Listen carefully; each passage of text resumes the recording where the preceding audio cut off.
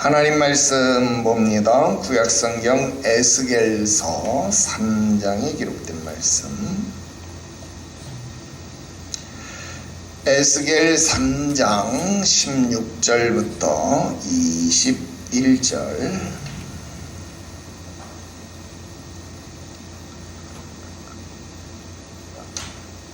구약성경 1154페이지.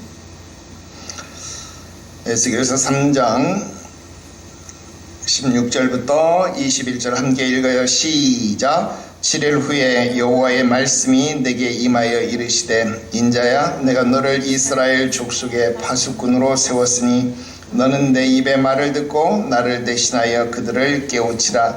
가령 내가 악인에게 말하기를 너는 꼭 죽으리라 할 때에 내가 깨우치지 아니하거나 말로 악인에게 알려서 그의 악한 길을 떠나 생명을 구원하게 하지 아니하면 그 악인은 그의 죄악 중에서 죽으려니와 내가 그의 핏값을 내 손에서 찾을 것이고 내가 악인을 깨우치되 그가 그의 악한 마음과 악한 행위에서 돌이키지 아니하면 그는 그의 죄악 중에서 죽으려니와 너는 내 생명을 보존하리라. 또 의인이 그의 공의에서 돌이켜 악을 행할 때에는 이미 행한 그의 공의는 기억할 바 아니라 내가 그 앞에서 거치는 것을 두면 그가 죽을지니 이는 내가 그를 깨우치지 않음이니라. 그는 그의 죄 중에서 죽으려니와 그의 핏값은 내가 내 손에서 찾으리라. 그러나 내가 그 의인을 깨우쳐 범죄하지 아니하게 하므로 그가 범죄하지 아니하면 정녕 살리니 이는 깨우침을 받음이며 너도 내 영혼을 보존하리라. 아멘. 할렐루야.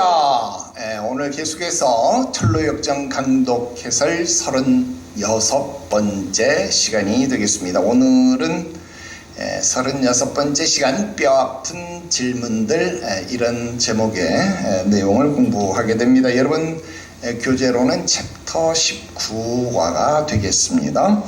오늘 챕터 19과에 기록된 내용 우리 함께 같이 읽고 우리 내용을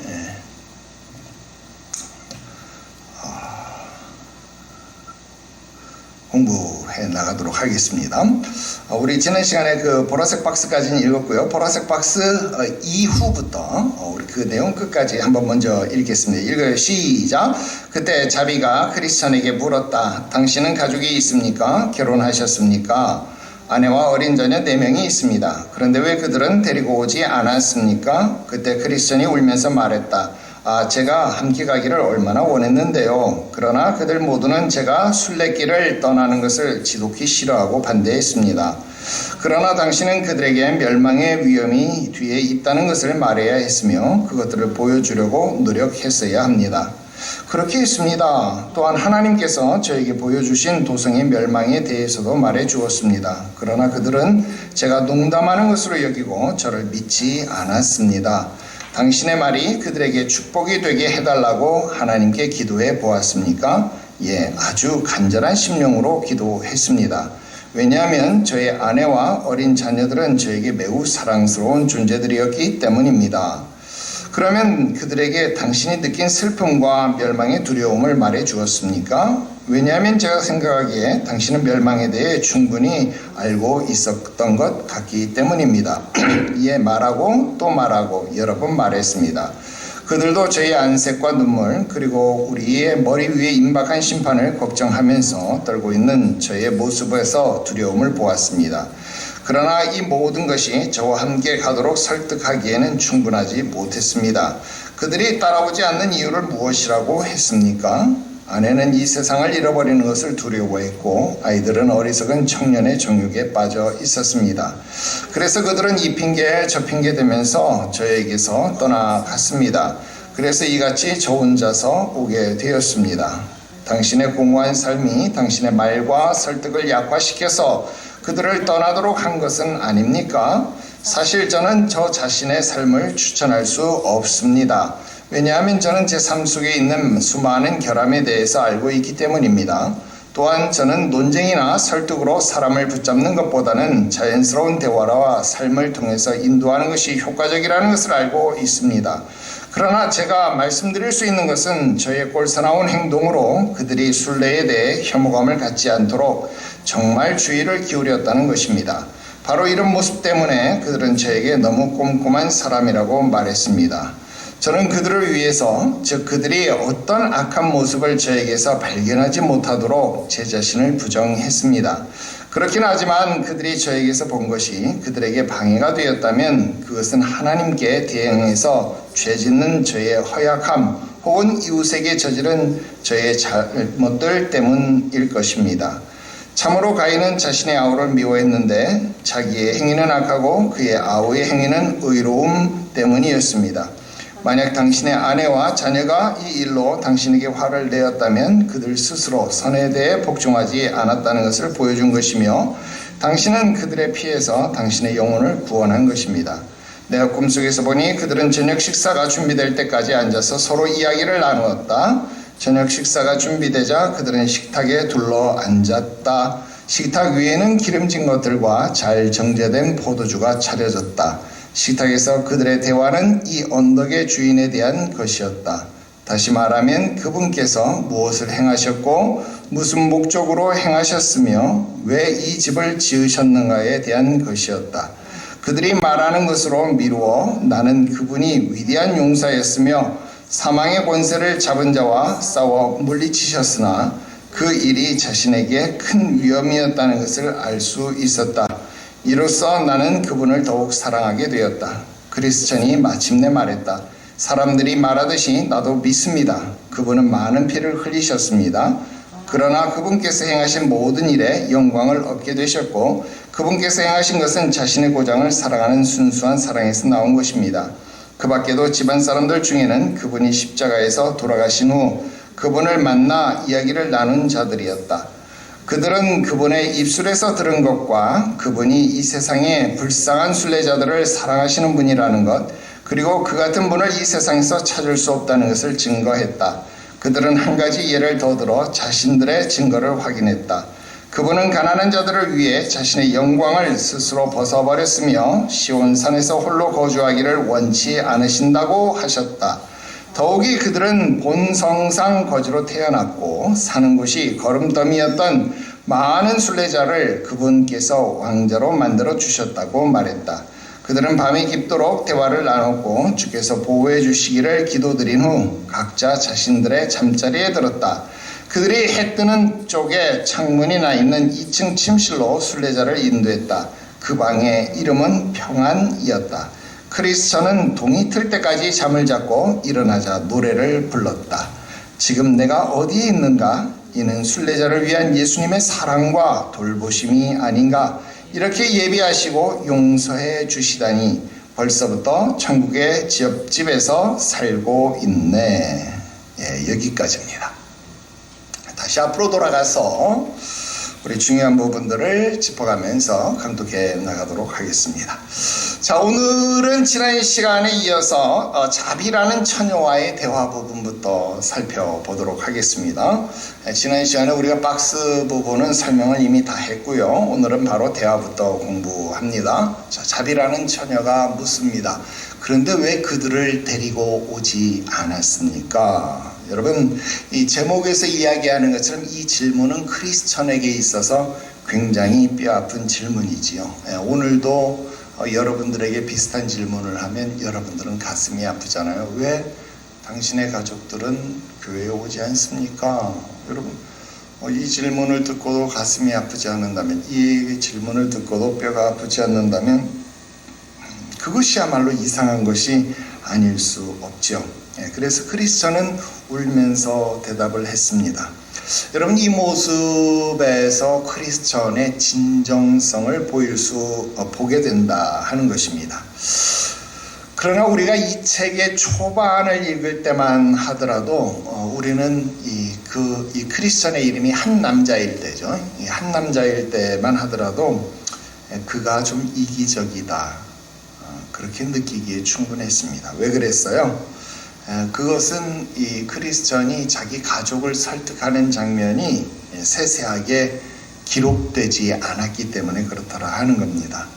그런데 이 철로역정이라는 책을요, 영화화한 작품, 이게 지금 이 넷플릭스에 보면 이게 있거든요. 여러분 검색해서 미리 보셔도 참 좋습니다. 이 넷플릭스에 보면 이 작품이 있는데요. 거기에 보면 이 크리스찬이 자기 가족을 설득하는 장면이 훨씬 세세하게 나오고 있습니다. 그런데 그때 그 가족들이 이 크리스천을 굉장히 미치광이 취급을 하게 돼요. 특히 그 아이들마저 그 아버지를 정신병자 취급을 하는 장면을 보면요, 그냥 한 대 좀 쥐어받고 싶은 그런 심정이 들 정도가 됩니다. 그러니 여기 교재에서 보면 그들이 지독히 반대했다, 지독히 싫어하고 반대했다라는 진술이 상당 부분 이해가 갑니다.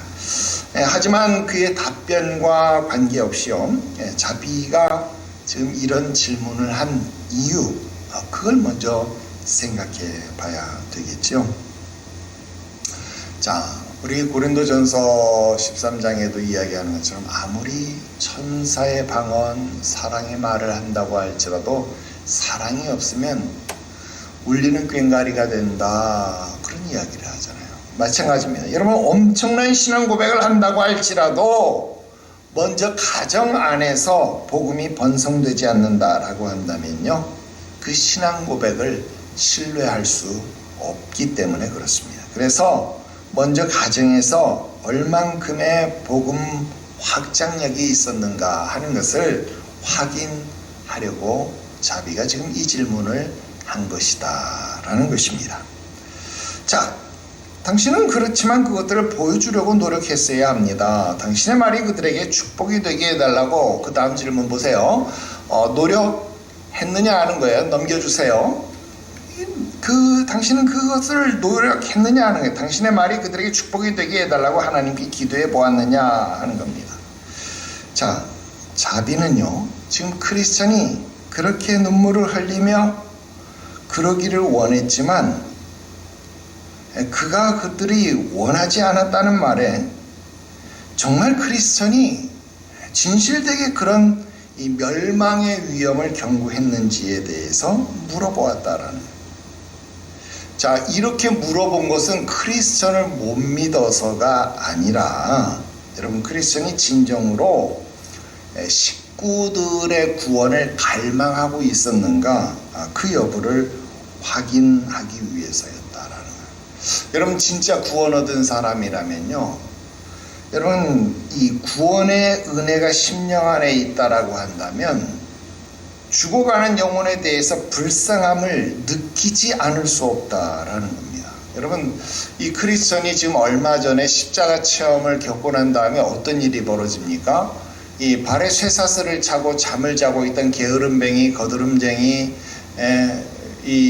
그 세 사람을 보고 여러분 어때요? 안타까워서. 왜? 자기도 그런 경우가 있어요. 등에 짐을 지고 길을 걸어갔던 그 경험이 있으니까 그 세 사람을 어떻게든 깨워서 데리고 가려고 했던 그런 안타까움이 있었잖아요.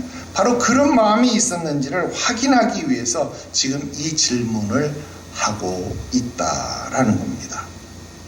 자, 그러니까 또 이야기하죠. 예, 그렇게 했죠. 그런데도 내가 하는 말을 농담으로 여기고 저를 믿지 않았습니다. 그러니 자비가 또 묻습니다. 그럼 당신의 그런 말들이, 그런 복음 전도가 그들에게 축복이 되게 해달라고 하나님께 기도해 보았느냐? 여러분, 이게 지금 무슨 말일까요? 우리들이 복음 전도하는 단계들에 대해서 지금 자비가 이야기하는 거예요. 여러분, 때를 얻든지 못 얻든지, 그들이 듣든지 아니 듣든지 우리는 전달해야 되는 책무가 있는 것이죠.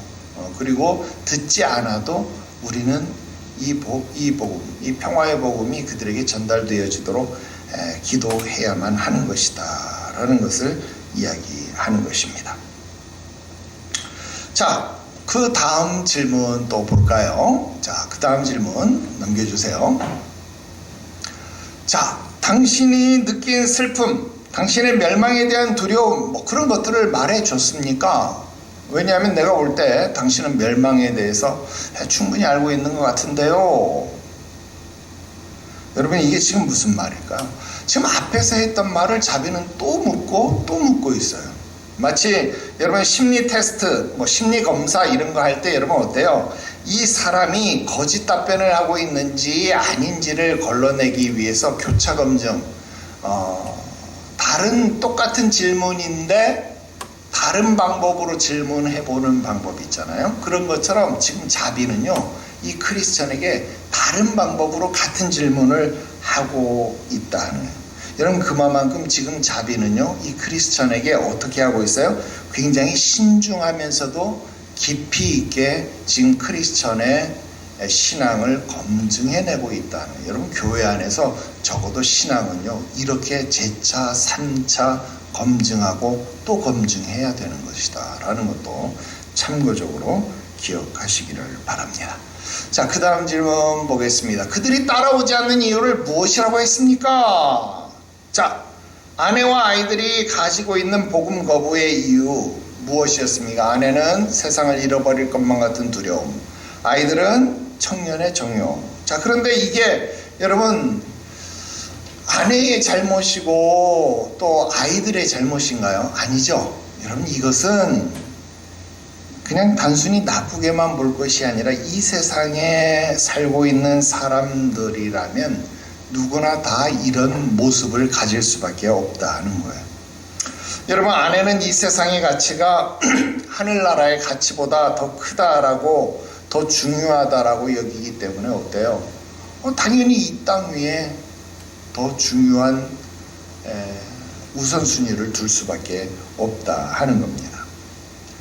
그러니까 그들이 보기에는 여러분 어때요? 우리가 불쌍해 보이네. 그러니까 여러분, 십자가의 도가 세상 사람들 보기에는 미련해 보이는 거예요. 미련해 보이는 거예요. 아이들 반응 역시 비난의 대상 아니죠. 이 세상이 주는 정욕적 즐거움, 그건요, 성령이 깨닫게 하지 않는 이상 그 허무함을 알지 못하기 때문에 그래요. 여러분, 뭐 아이들이 유튜브에 빠져서 산다, 뭐 인스타그램, 뭐 스레드, 뭐 이런 거에 빠져서 산다. 여러분, 이거요, SNS 못 끊습니다. 그것이 허무한 것임을 깨닫게 해주지 않는 이상, 성령께서 깨닫게 해주지 않는 이상 그 세계에서 헤어나오지를 못해요. 특히 지금 우리나라도 뭐 이거 폐해가 심각합니다만, 여러분, 이 동남아에 있는 신학교에 강의 나가다 보면요, 정말로 이 피해가요 너무너무 심각해요. 특히 뭐 이 필리핀도 그렇고 뭐 태국도 그렇고, 이 태국 신학교도요, 아우 말도 못합니다. 여러분, 이 태국, 필리핀 이쪽에는요, 특히 페이스북, 이게 굉장히 활성화되어 있어요. 페이스북 없으면 거의 못 살아요, 사람들이. 아이들이. 그럼 페이스북에 거의 빠져서 살아요. 우리나라는 이미 페이스북 한물 갔잖아요. 근데 여기 아이들은 아예 페이스북에 그냥 푹 빠져서 살아요. 우리나라 카톡은 카톡 유튜브 저리 가라, 그냥. 아예 여기에 그냥 푹 빠져 있어요. 24시간 열려 있어요, 이게.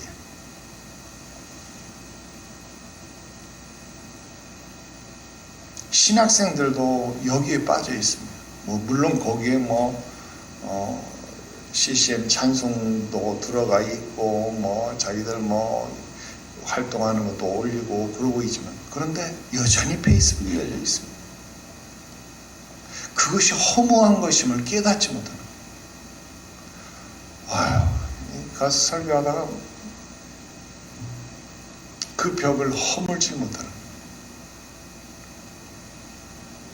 그러므로 오늘날 하나님의 택하심을 입어서 구원을 받았다라고 하는 것이 여러분 얼마나 큰 은혜인가 하는 것 다시 한번 깨닫게 되시기를 주 예수의 이름으로 축원합니다. 자, 그 다음 질문 넘어갈게요. 자, 자비가 다시 묻습니다. 당신의 공허한 삶이 당신의 말과 설득을 약화시켜서 그들을 떠나도록 한 것이 아닐까요? 예, 자비가 그런 질문을 합니다. 이 무슨 말입니까? 당신이 제대로 된 삶을 살지 못했기 때문에 복음의 설득 능력이 없는 것이 아니냐? 이것도 굉장히 뼈아픈 질문이죠.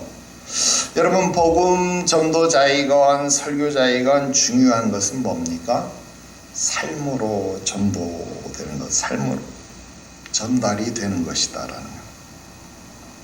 여러분, 사실 교육학에서도 여러분 인지적 영향력이 중요한 것이 아니죠. 여러분, 우리가 아이들을 학교에 보내는 것은 아이들에게 지식을 가르치기 위함이 아닙니다. 이미 지식을 가르치던 시대는 지났어요. 우리가 어렸을 때는 아이들 지식 배우기 위해서 학교를 보냈죠. 그래서 강습소, 학원, 이게 중요했어요.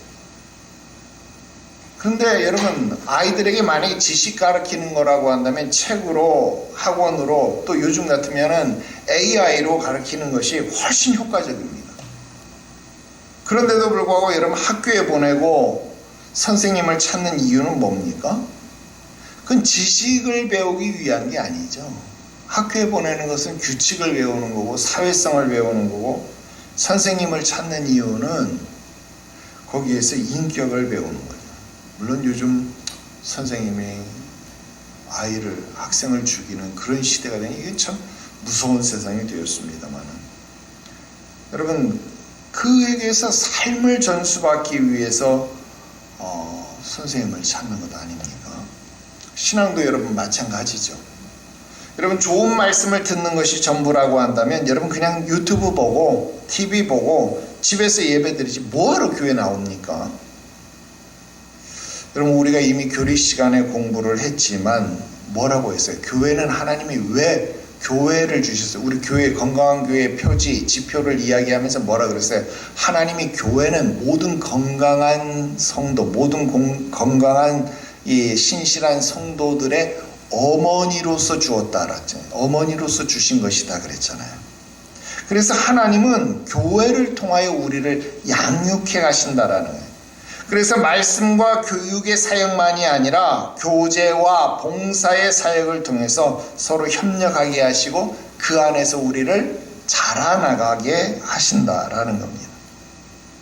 아무튼 이 자비의 뼈아픈 질문에요, 크리스천은 전적으로 동감하면서 자신의 결점으로 설득이 약화되지 않도록 노력을 했지만, 그럼에도 불구하고 어쨌든 가족들을 데리고 나오지 못한 것은 자신의 부족함이다 라고 시인을 했습니다.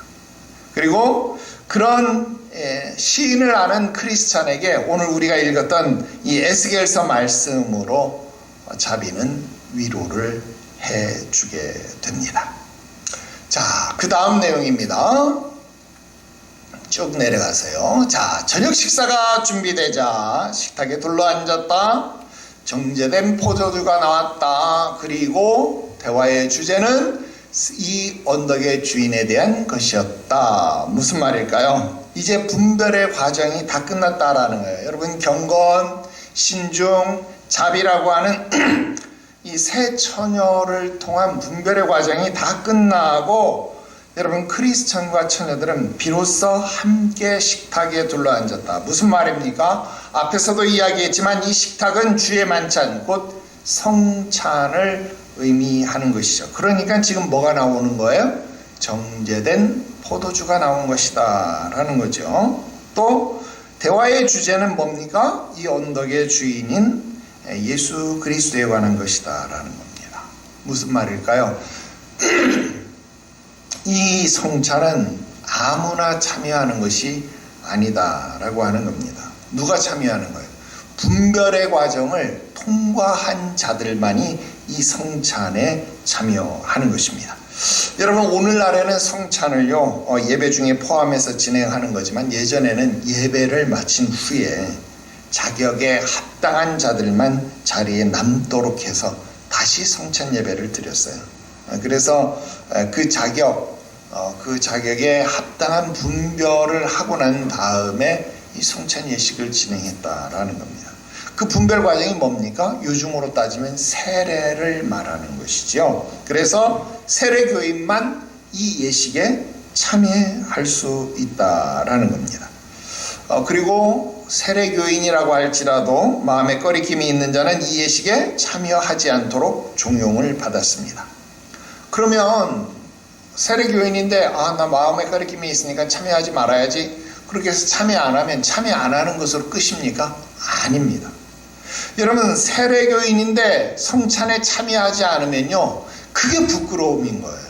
그게 죄악인 거예요. 그래서 여러분, 그렇게 된 일에 대해서 내가 성찬에 참여하지 못할 정도로 꺼리낌을 느낀 그 죄에 대해서 회개와 일련의 과정이 반드시 교회 안에서 요구되었다라는 겁니다.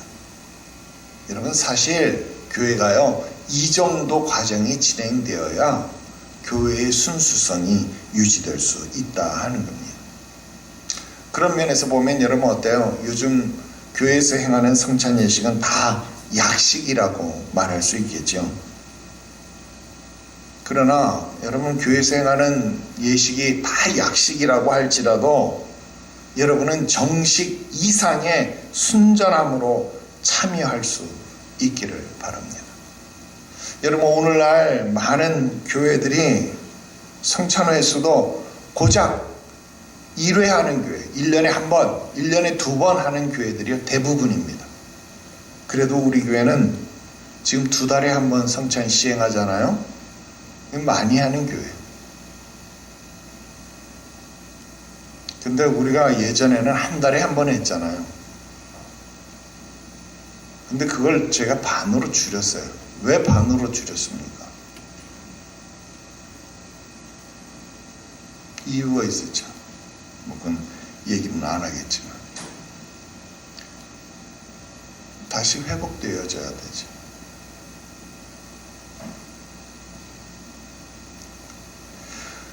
자, 마지막 보겠습니다. 그들이 말하는 것으로 미루어 보아 나는 그분이 위대한 용사였으며 나는 그분을 더욱 사랑하게 되었다. 자, 지금 이 말은 누가 하는 겁니까? 지금 꿈속에서 보니, 지금 이건 누구 하는 말이에요? 존 버년이 지금 꿈속에서 보는 말을 하는 거잖아요. 지금 이 말은 존 버년의 말입니다. 존 버년이 꿈속에서 그들이 나누는 대화를 들었는데, 그들이 나누는 대화를 들은 것만으로도 나는 그분이 위대한 용사인 것을 알게 되었고, 그 대화를 듣는 것만으로도 나는 그분을 사랑하게 되었다라는 겁니다. 여러분, 성찬에 참여하고 난 후의 결과가 무엇이냐? 여러분, 지금 이게 성찬에 대한 이야기잖아요. 성찬에 참여하고 난 후의 결과가 무엇이냐? 여러분, 은혜가 넘쳐야 합니다. 여러분, 은혜의 방편으로 주신 것 3가지라 그러잖아요. 말씀, 기도, 성찬 그랬잖아요. 은혜의 방편으로 성찬을 주셨는데 도대체 무슨 은혜를 받는 것이냐?